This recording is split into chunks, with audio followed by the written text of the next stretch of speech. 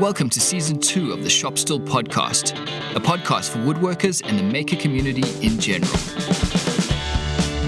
With Joey Chalk from King Post Timberworks, Jordan Crawford from Periodic Furniture Studio, and Robin Lewis from Robin Lewis Makes. Hi everyone, I hope you're all well. Welcome back to Episode 3, Season 2 of Stool podcast. As always, I'm joined by my two co-hosts. We've got Joey Chalk from New Zealand. Joey, how are you? Good guys, how you going? Good. And Jordan Crawford from Perth in Western Australia. Jordan, how are you doing? Oh, I'm doing very well. It's good to hear. And my name is Robin Lewis and I'm in Townsville, North Queensland. So this is Episode 3. We've got a couple things which we are going to be talking about.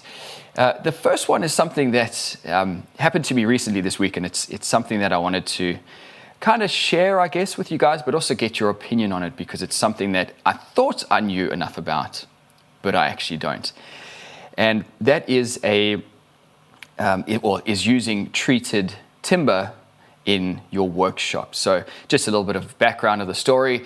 Last week I was building a bed. I was making the slats out of some decking, some treated pine decking, just thinking it's the perfect size, perfect shape, everything. And in fact, the reason I went for the treated pine decking was because on the underside, you've got those ribs. And I thought that's perfect to sit the mattress on because then you've got those little air gaps between the mattresses, just a nice little thing that I could use.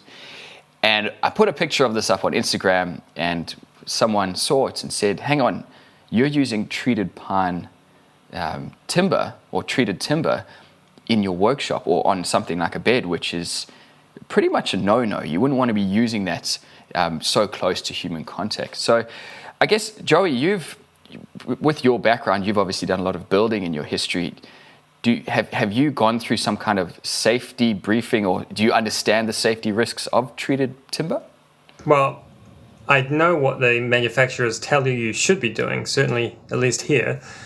And they want you to always wear gloves and wear a mask whenever you're cutting it. Generally protect your skin at all times from touching it. Now, that is mainly, I think, because it comes so wet. Generally, especially because there's two types of treatment. There's LOSP, what they call LOSP, or CCA. And the LOSP stuff tends to be really wet and like dripping wet. And so a lot of that moisture is still the treatment that's kind of dripping and left over from going through the pressurizing treatment. And so they don't want that all over your skin. The CCA is generally drier, but is, I think, more potent. I think it has an arsenic base to it. So I think it's copper, chromium, and arsenic is what's the CCA. Yeah. What does LOSP stand for? Do you know? I was just going to search it. I can't remember exactly. I thought that the CCA was no longer, or at least getting phased out because of the arsenic, or at least the arsenic element of it. But I could be entirely wrong on that. There's also different levels of it. For building-wise, certainly the standard minimum for building in a dry environment is what here they call H1.2. And then you go H3.2, which is for use outdoors, like decking, framing, where it's going to generally be dry apart from when it rains. Then you've got H4, H5, which is for in the ground, like piles that are actually touching the dirt and stuff. And so there's more treatment, pretty much. They're just adding more of it, and it's being treated for a longer period of time. So I probably wouldn't use either of them for furniture, mainly because the grade is pretty awful usually. Like the actual, there's usually knots and stuff all through it. And like I say, the LOSP stuff generally is really wet, and I wouldn't want to use that. I don't know what you were using in particular. So the stuff that I was using was CCA. I'm pretty sure it was CCA printed on it, and it was H3. So here they use H3 as the terminology. H3 is for in-ground contact or on-ground contact, isn't it? Which I can't remember the grades from the top of my head, but it's a pretty heavily treated one. So H3 is the above ground. That's what you use for decking. I know then you get the H4 and 5. I thought it was... Now, and I could be wrong, I thought it was 6 that goes in the ground, but again, I think all the regulations would be different, obviously, between here and New Zealand. But yeah, H3 is what you see. That's what you get from Bunnings. That's most of the outdoor timber. I've just had a quick Google. LOSP stands for Light Organic Solvent Preservative. Doesn't actually tell me what's in it, but that's what it stands for. So this was definitely CCA, and it was, as I say, H3. So my understanding of treated timber, particularly, one of the problems with it is, as you say, you get that contact. So particularly, I guess, if it's wet, as you're saying, if it's wet, it's going to get onto your skin. When you're cutting it, it goes airborne, gets into your lungs, and that's where something that isn't an organic compound, so a non-organic compound, if that gets into your lungs, that's where all your cancers start, is because that can't break down.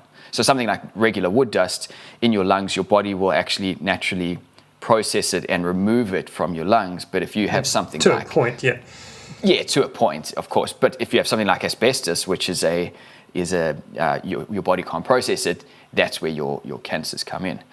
So as long as you're not cutting it, then you're okay.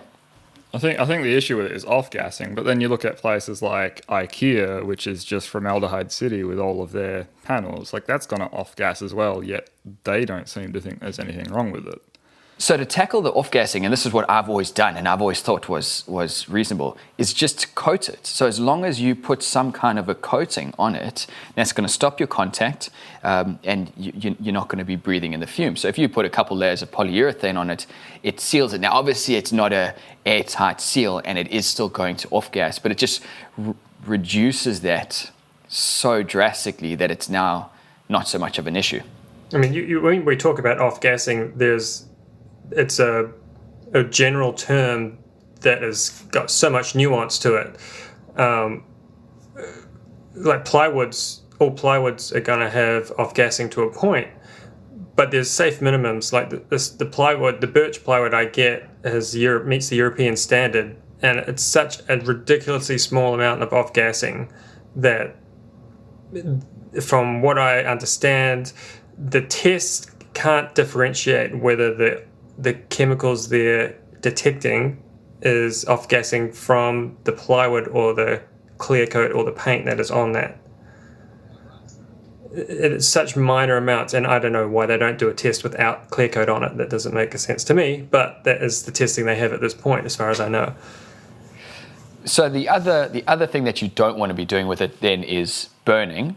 And so I should probably also go back a step. This is everything that I've read up on it. The other thing you shouldn't be doing is burning, which, we don't need to worry too much about that. Hopefully my furniture's not going to be burning down. I think the main reason they bring that up as an issue is because when you go into, if your house is burned down or there's been a wildfire come through and burnt down all these houses, don't rush in there because there's going to be all these chemicals floating around. So as long as you seal them and you stop those gases or that contact, then you should be fine. So after I got this comment, I actually went in and did a little bit more research into it, and it's the most frustrating.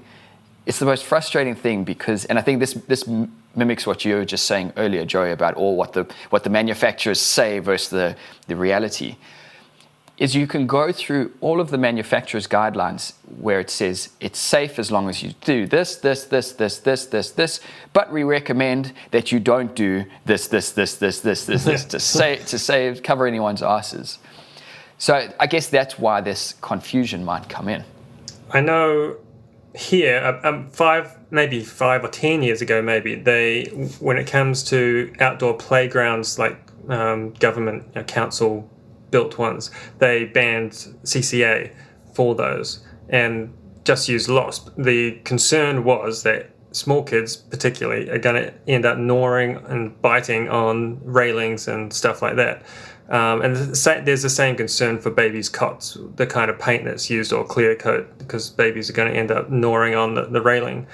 So for bed slats, that's probably almost never going to happen. The mattress is going to be covered.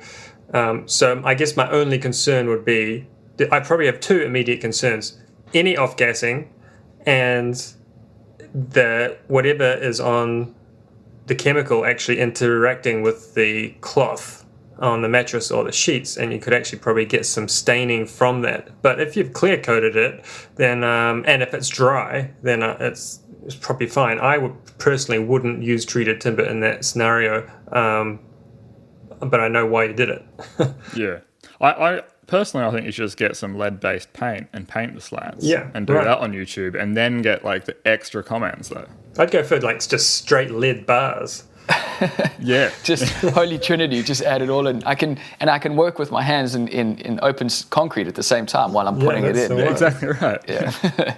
to be fair, and to this guy's credit who did leave the comment, I'm glad he did bring it up, because it is, Yeah. I think it is something definitely worthwhile and considering. In the end, I ended up not using them. I put them aside. I went back Right. to Bunnings, got some of the I guess what they would call your seconds of your 90 by 19 mil pine, which is just Right. untreated. Yep. I didn't even put a coat on it because now it's untreated pine, so it's not going to stain. And because it's a customer project, I feel a lot better doing that. I think it probably Yeah, looks better that would be as the well. one thing that would be the one thing that stops me from doing that on a customer project, is better safe than sorry. But if it was my own project and I knew it was just going out and like, wherever, and it's a calculated thing saying, well, we've sealed it, so we've got most of the gas off gassing is going to be kind of contained anyway, that's fine. But if it's for a client or a customer, be safe. You'd rather not have them come back and bite you in your butt in 2-3 years when they come and complain about it. Yeah, absolutely.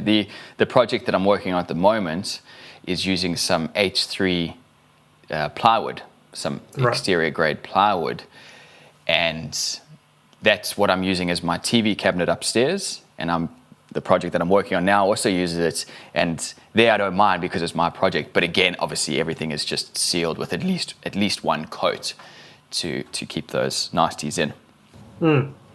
Yeah, cool. All right, and the next thing that I wanted to talk about, and so these are just 2 points that have come up over the week that I thought would be worth mentioning, and it's interesting to get some ideas bounced back and forth here, is bandsaws, and not necessarily blade tensioning, because I know that could take up an entire week's worth of podcasts, but the process of taking or dropping the tension off your bandsaw or untensioning it when you're not using it. So at the end of the day, you untension your bandsaw. Jordan, is that something that you do with yours?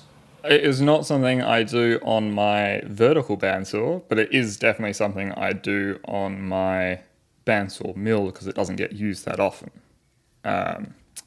This is a bit of a interesting point for me though, because as some of you might know by now, I am working at one of the woodworking shops here once a week.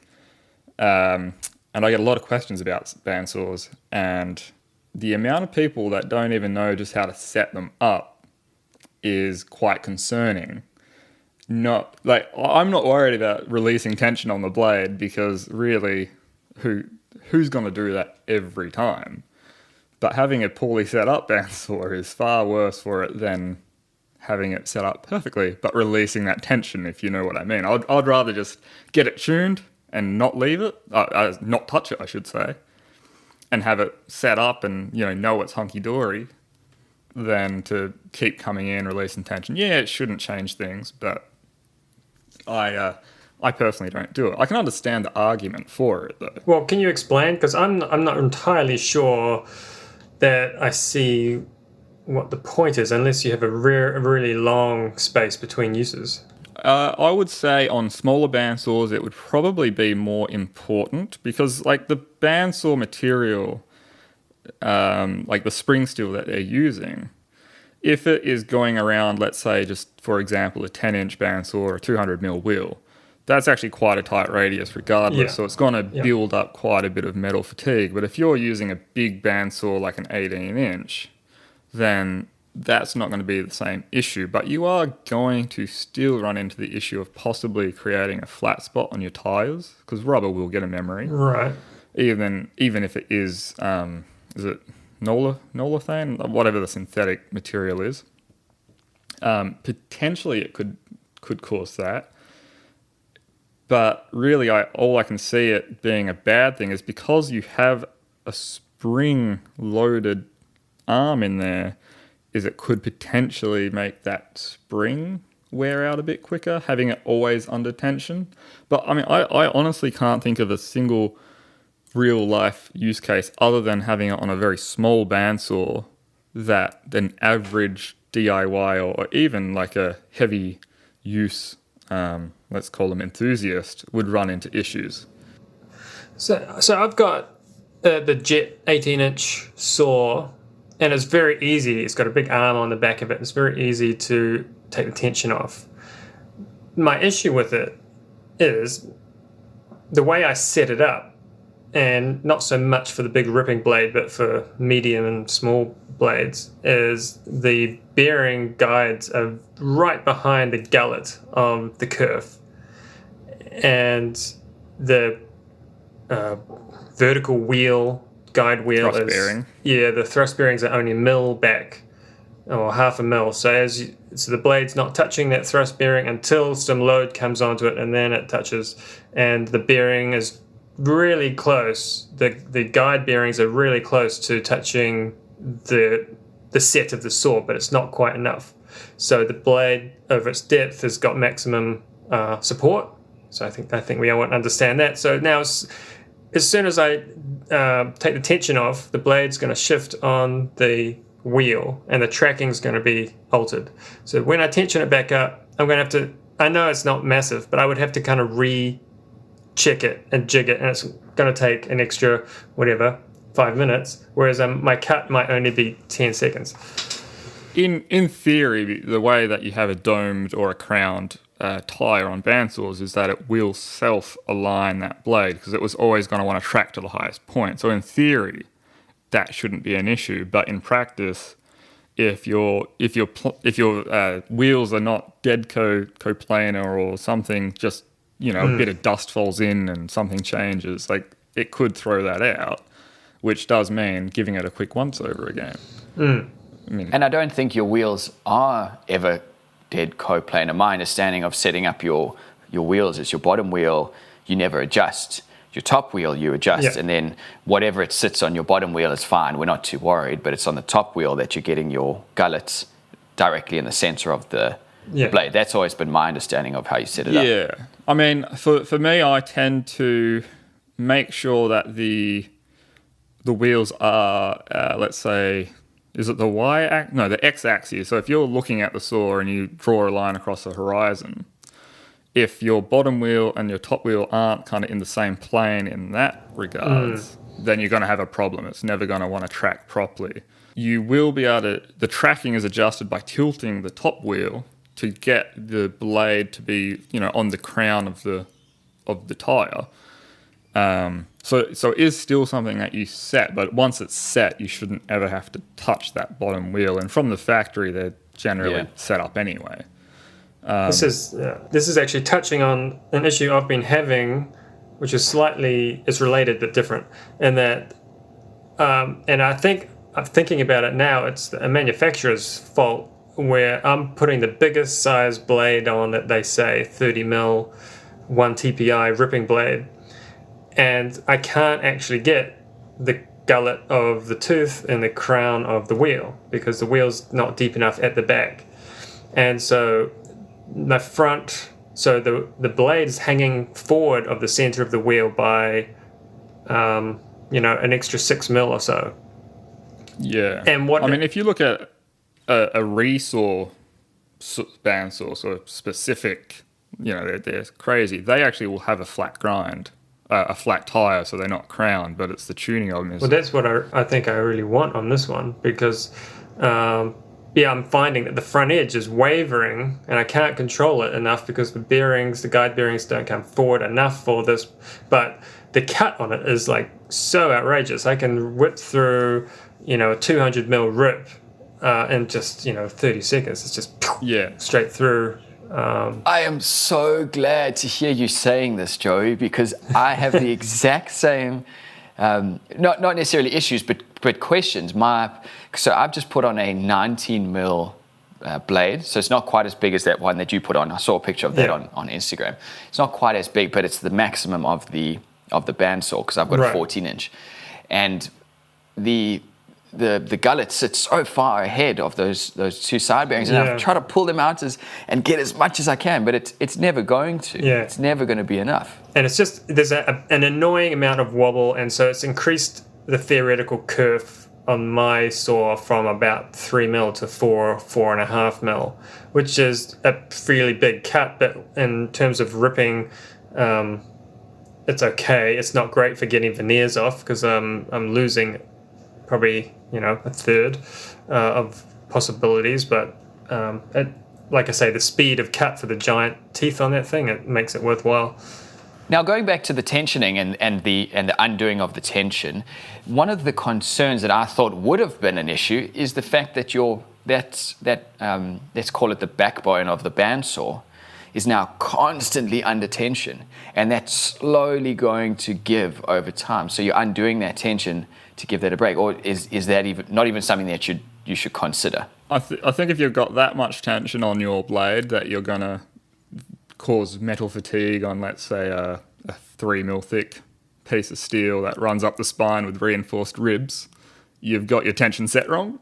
You got other problems when that blade gives. You're gonna go bang and I know on my Jets saw, it's actually a triangular section arm. The vertical beam is a triangle with ribs in it, and there's no way that's moving. So I nearly got that saw, that 18-inch, and I was ready to click the buy button, and I thought, most of my ceiling is 2.1 height, but I've got that's the joist height. I've still got the bearers, ran downstairs, and my bearers are actually too low, so I wouldn't have been able to get it through the door. What about your door height? What a cool saw that is, though. Just the size of it is, I must say, having the 14-inch with the, it's got an extended, what would you call it, mouth or throat. It's more than enough for me. I'm pretty happy with it. But yeah, that 18-inch Jet looked like a pretty decent saw. Did you go I saw the photo. Did you go the variable speed or just the standard on those? It has 2 speeds, but I've got to change the pulley and down at the bottom. Yeah, right. Yeah. I've never done it because I can't be bothered. No. I just keep it on fast. Yeah. Just put a what's the rave at the moment? Treadmill motors or something on every machine, and you can run it off that variable speed with a treadmill motor. Oh right. Yeah. I kind of want to do that on a drill press because I think it's kind of cool. But so one of the reasons why I'm asking this question is because this week I had a bit of a nervous moment where, so every time I've been finishing with my bandsaw, instead of dropping the arm, because I've done that once and then fired up the saw while the arm's been up, and everything's just gone crazy and the band's come off the saw and everything, so I decided not to do that because that's just too much risk. I've been actually undoing the wheel underneath. So, you drop the tension like that. And so every time I'm about to use it, I wind up the tension, and then when I'm finished for the day, I loosen it off. And this week, all of a sudden, I used it, and I tensioned it up. I was using it, and all of a sudden, the blade the band just came off. And the only thing It snapped or popped off the wheel? It just popped off the wheel. Okay. So the only thing I can think is, now going back to what you were saying about the blade, because of its width sitting on the wheel, that could be something to do with it. It's too far back on the wheel, so it's come off. But I wondered if this constant shifting up and down of that wheel is just inviting that movement for it to fall off. I mean, I think the way that those, I know the name for it, just can't remember the name of the actual mechanism that the wheel's on, which allows the tilt and stuff. When you release that tension, it's kind of on a clapper. So you're actually going to change the angle of the wheel when there's no tension versus when there is tension. So if something shifts in that location, so when it popped off, was it after using it for a bit, or did it just pop off when you turned it on for the first time? I'd fed about 200 mil in of a board, so and then it came should off. Have, yeah, you'd think it would have tracked back to true then.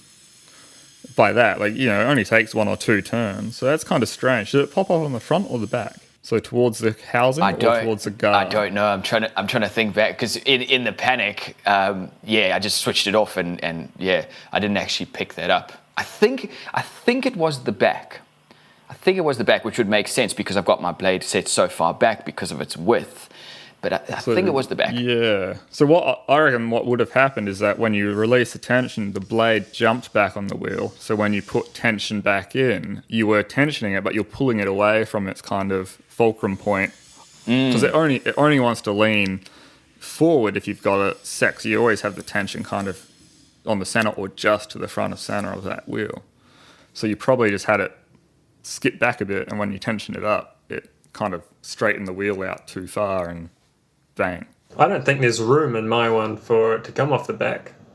But, It would make a bang, but... I don't think there's enough room in my one for it to slip off backwards, because... Maybe it didn't. I don't know. Yeah.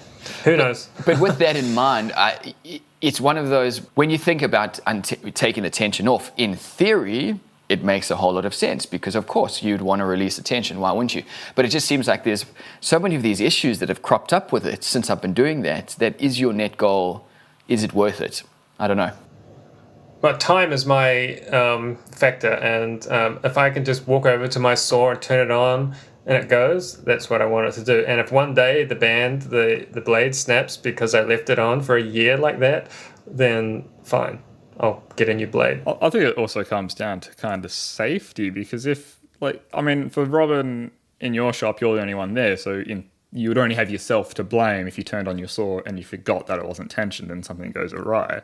But if you're in a shop like mine where I have guys that can come in and use my saw that I trust, or Joey who has a helper as well, like, you can't be changing the setup of a saw every single time you go to use it. Like, that's like a recipe for disaster. If it's probably not going to kill anyone, but it's likely to hurt the saw.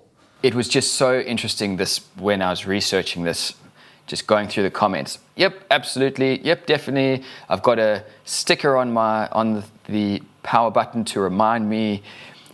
You know, it was coming across like, of course I take the tension off. Why wouldn't you? It makes so much sense to you. So it's really interesting. I think what you guys are saying makes sense, and I think it comes back to that. Yes, in theory, but in practicality, no. I remember one of the projects that I was working on probably about a year ago was using some old painted hardwood, which I turned into a dining table. And I think we might have actually even had this conversation on the show where I wanted to get the paint off and thickness all the boards down. And I think it might have even been Cuffy that said it. Don't run that through your thicknesser, because the paint, or the lead in the paint, I think it was, is going to damage your blades. But I think the reality is, dull them. Or dull them, yeah. I'd still be sanding that today if I hadn't just said stuff it and run them through. You just got to do it, and there's a pair of blades gone, but you've got it done in 10 minutes. Yeah. Don't worry about checking for nails either. It's fine. No. Yeah, just do it. Your blades will cut through a certain amount of nails, and then you realise when you get these big grooves in it that you should probably change your blade. They love those little zinc ones. I don't. They're as soft as anything. They come up real shiny. I did a flattening job with a router a few months ago, and I used some of the square stock steel. It's a really nice size. It's about 40 or 50 mil square tube, so it's quite flat as well. And the number of times I just went straight into it with the router, my router bit is absolutely chewed. Still works. It's just a little more burning than it was, but it still works. I think mild steel is softer than some of our hardwoods, personally. I'd rather go use a planing bit on a bit of mild steel than a bit of chew it, that's for sure. Right. Okay, so what we might do then is just have a bit of a chat about some of the segments that I think we kind of alluded to this in the beginning, in the first episode, that we were going to have these segments that we were going to be talking about on the show. So we've got a number of them that we'll probably just start working through, and then those that we don't get to, we'll catch up on some of the later episodes. So in terms of projects that we're working on, what's everyone working on? Jordan, are you up to anything interesting? I wouldn't say it's interesting. It's more part of that... Because I'm making stuff and shipping it out all the time, I've just been working on a packing area and trying to refine the process that I use. So, make it less going from point A to point B and making it an area which everything is in and I can find. So it's pretty boring, really, for the most part. Is that from like a manufacturing perspective? So you want to make it, you go from here to here to here to here, and then you've got everything. Pretty much. It's so like, let's say that I laser cut something. I want to be able to pick the raw stock off the shelf, put it into the laser, and then once it's cut, I take it from the laser and just turn around and put it on the bench, which has like all of my cardboard boxes, all of my tapes, all my packing material, shrink wrap. And then it can slide along that bench and get each step of the way. So labeling, blah, blah, blah. It's a pretty mundane thing. It's not exciting, but it does go a super long way useful for, like workflow. It makes it just easy. And it also means that when something's finished cutting, I take it out, I load it back up, and in the time that takes to cut, the next thing's packed and ready to go. So it's efficiency more than anything. It's mundane as all hell, but it's an important step of running a workshop, and I'm actually excited for it, which is just how sad I am right now. I'm excited about packing things. But it's so important that kind of process organization. We talked about it a bit on the last podcast, where that's what I was spending my time doing, was just organizing my process in the shop, which, while mine is slightly different in terms of tidying and getting everything in the right place, I think it's along the same lines. This week has been amazing. I've just wanted to be down here. I've wanted to be in my shop because it's a pleasant place to be. Yeah. Oh, it makes a huge difference when you know where everything is as well. Instead of spending 10 minutes looking for that tape measure, you actually get in and you start working right away. Yeah. Joey, how about you? I saw on Instagram that the doors are done. Yeah, that's done and dusted, and have not even thought about it. The install was a little bit tricky because it was a corner pantry unit, and both of the walls leaned in towards the pantry by 25 mil over the length of the pantry, which is 2.5. And so I had to make these really awkward diagonal ripping cuts to my scribers on each side, so my pantry is sitting nice and plumb and it's scribed into two bent walls, and it just looks a bit odd with lines, angles running up the wall, but you can't do anything about that. It's like a Amsterdam house. They've all got aren't they all tilted into each other? All the walls? I think it's an Amsterdam. They're basically all sitting on mud, so I wouldn't be surprised if because they're so close to the water. I wouldn't be surprised if they were. But so I guess this will run into kind of three of our topics, I guess, our little segments, in that I've had so much work come in, like ridiculous amounts of emails, and people just seem to be wanting to get stuff started. I've been like trying to triage what jobs and what emails I even respond to. Like I'm like kind of picking like the best looking ones and going to them first. So I've got this giant job lined up for a local council to make their reception desk, and I have to have that out by the 9th. But this other job came in, which was a like essentially a bird cage, but it's like a wooden framed and perspex kind of display box. Not for an actual bird. Yeah, actual real life birds. Oh, right. Make sure there's air holes. Two of them. Yeah, lots of air holes in it. They like the air. But it's made in a really nice style, and so I thought I'll just smash that out. Just take me a couple of days, and then I can get my head around this other big job, which I'm meant to be starting now. But I'll just take a couple of days, do this bird cage. I got halfway through it and realized I was doing another 3-way miter job on it. So it's like, what am I doing? But I just put it together this morning, and the 3-way miters on this thing worked out perfectly, and I'm super happy with that. So that's like my personal win for the day, was to actually achieve, like, for quite a large box with essentially just lots of frame and panels, but the panels are perspex, and I've just like mitered the whole big box together. So it's going to look pretty cool, I think. Are those miters better this time? Because I remember last week you were saying that the table that you made, they weren't as bang on as you wanted them. Was this because you used a different method, or was there a change? I don't know. No, not really. I kind of just cut everything to the theoretical size and make sure everything was nice and square off my saw. And I dry fitted it and it just went together. I was like, oh, holy crap! All right, get some glue in there. Quick before it changes. Yeah. So Because you've got a Festool chop saw, you said, didn't you? yeah, but these are all big panels, so these are long miters too. This is like 1200 wide, 900 tall. So you're not using your chop saw to cut the No. miters. So I'm doing it off the table saw, off my hammer, and so I just What they say. it just went need together. A bigger Perfect. hammer. Yeah, Ba-dum. that's it. So you're doing. Sorry, when you're saying three-way miter, you mean it's mitered corners and fronts or backs, right? Is that so? It's The backs, so Yeah. the top, the sides are all mitered. Yeah. Except the front is open, and I'm putting doors in the front. That's so because I can have that's so the frame doesn't become too big, and you actually can see the bird. Otherwise, if you put too much framing in, if you end up with like 100 mil of border everywhere, and you can't actually see the bird. So if I miter everything together, I just get an extra little bit more visibility for the animal inside. Yeah, and I guess because then being mitered, mind you, how are you going to secure the end?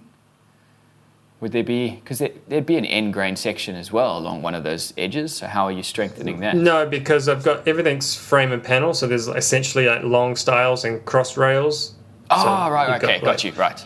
And so all the end grain's hidden inside the panel. So it's all, it's a bit of a mind, you know what? But Are you doing a video of it? No, I don't have time, but I've taken a few photos, and when I get to a point where it looks half decent, I'll put them on Instagram. So what else? Yeah, I'm actually really interested in seeing that. I like bird cages and birds. Very good. And just normal cages too.